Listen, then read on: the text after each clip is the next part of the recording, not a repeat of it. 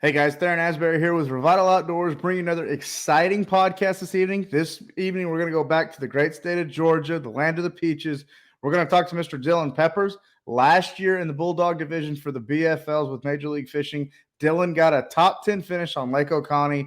So very, very excited to bring in another top 10 finisher, have a little pre-podcast for the tournament this year and what he predicts and how he put his tournament together last year. So very excited for that. Before we get started, as always, make sure you subscribe to our YouTube channel. Check us out on Facebook and Instagram, Revital Outdoors. And then again, if you've never heard of Revital Outdoors, we are a premium CBD company. We make a premium CBD products for all the outdoor enthusiasts out there. So check out our website. You can purchase those products on our website there. And also, if you're interested in pro staff opportunities, we have a tab at the top titled Pro Staff. Click that tab. Check out the form there. We'd be happy to review it and get you on staff. So that being said, let's go ahead and bring him in from the great state of Georgia, Mr. Dillon Peppers. How you doing this evening? Not bad. How are you? I'm doing great. Well, thank you for coming on board this evening. Man, let's just get right into it. So top 10 finish. You've got a very good resume as an angler in the state of Georgia. So talk to us a little bit about Lake Oconee. You know, it's a really good lake. Most times of the year, it fishes really well. A lot of 2 to 3 pound bass. A good 15-pound bag gets you in the top 10 most of the time. Last year, we had really good weather entering the tournament, where this year it looks like a little bit different. Some 20, 25 miles an hour with cold front. Could see some difference from last year. Okay. Really, really cool. So tell us a little bit more about Lake Oconee. You know, does it have a lot of great structure in it? You know, is there deep brush piles? Is there a lot of trees, grass, clear water, dirty water? You know, Lake Oconee is not a lake that a lot of anglers have heard of. So tell us a little bit more just about the lake. Well, the lake in general, you kind of run out of 2 river systems.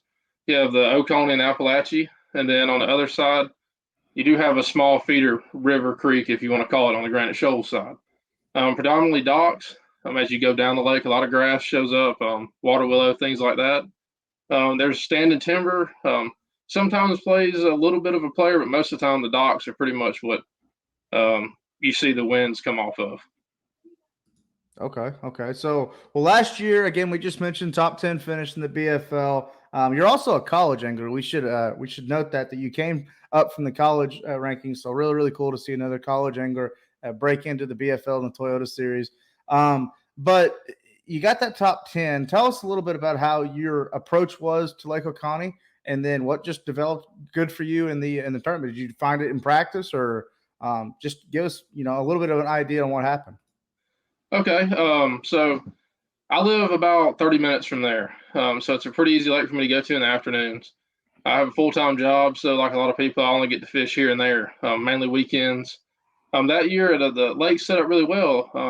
Warm weather led up to the tournament with a little bit of stained water. So you had both worlds. You know, you had your clear water fish that were active, plus your dirty water fish, which sometimes typically be a little bit larger. So you can, may get less bites, but you may get 2 or 3 4-pound bites, which you need to go with that clear water bag. So last year, I kind of ran down the lake a little ways and got me a good limit in, about 10 pounds or so, 10 or 12 pounds. Started working my way back up the lake. Towards I started catching some better sized fish on like a black and blue jig. I think I caught one pretty good one on spinnerbait. Later on up in the day, once that sun got up. Okay. So that you're kind of throwing the baits that really mimic the good predominant patterns for fish moving up, getting ready for that spawn.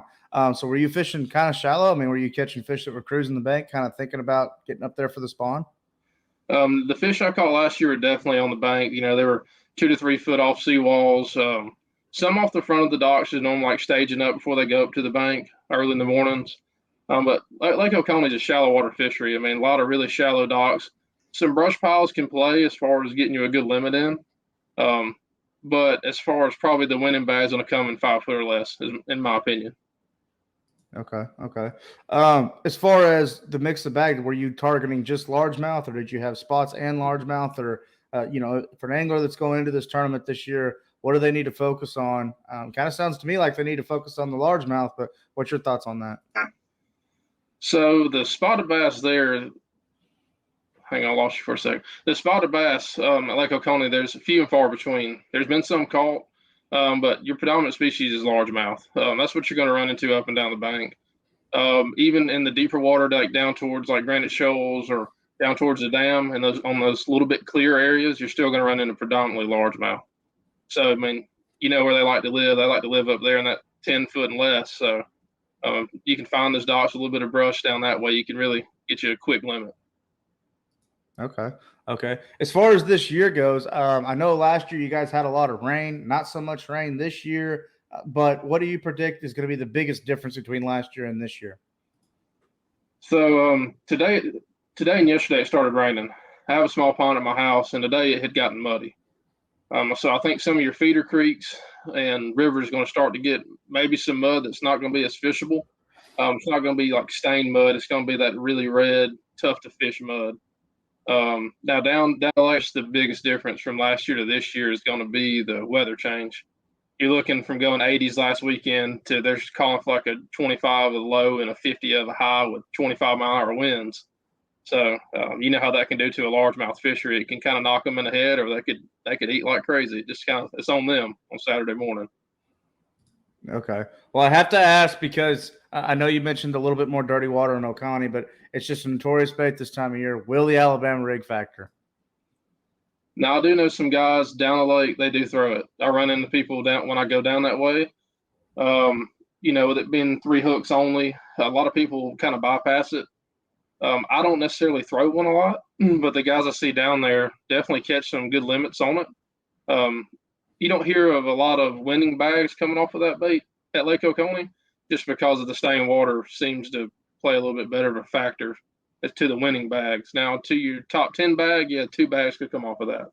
It's going to depend on the fisherman. Okay.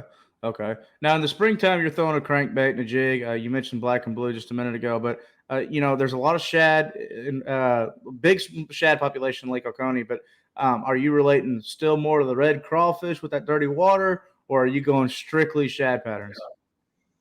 Right now, you know the shad pattern obviously works. The clearer it is, the black and blue is mainly just straight towards the dingier water. If I go on down the lake, you know you're going to go into your greens and your browns, sometimes mimicking even the bluegill because there's a huge bluegill population there.